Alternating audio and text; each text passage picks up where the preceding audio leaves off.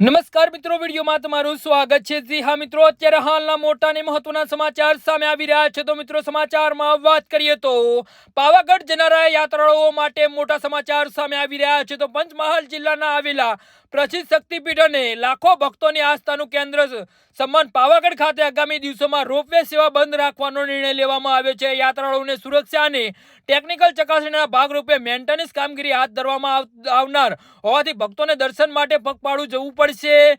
પાવાગઢ રોપવેનું સંચાલન કરતી કંપની દ્વારા આપવામાં આવેલી માહિતી અનુસાર તારીખ 16 ફેબ્રુઆરી 2026 ફેબ્રુઆરી સુધી રોપવે સેવા સંપૂર્ણ બંધ રહેશે। જી હા મિત્રો, આ 6 દિવસ દરમિયાન રોપવેના વાયર, ટ્રોલી અને અન્ય ટેકનિકલ પાસાઓનું ઝીણવટભર્યું નિરીક્ષણ અને સમારકામ કરવામાં આવશે। દર વર્ષે નિયમિત સમયે સુરક્ષાના કારણોસર આ પ્રકારનું મેન્ટેનન્સ કરવામાં આવે છે। પાવાગઢ રોપવે સેવા બંધ રહેવાના કારણે વૃદ્ધો અને અશક્ત શ્રદ્ધાળુઓને મુશ્કેલી પડી શકે છે, કારણ કે નિજ મંદિર સુધી પહોંચવા માટે હવે પગથિયા ચડીને જવું પડશે। જો કે મેન્ટેનન્સ પૂર્ણ થયા બાદ એટલે કે 22 ફેબ્રુઆરી રોપવે સેવા ફરીથી રાબેતા મુજબ શરૂ કરી દેવામાં આવશે। જી હા મિત્રો, તો આના વિશે તમારું શું કહેવું છે તો નીચે મારી કમેન્ટ બોક્સમાં જરૂરથી જણાવજો અને અમારી યુટ્યુબ ચેનલને સબસ્ક્રાઇબ કરવાની ભૂલતા નહીં। ધન્યવાદ।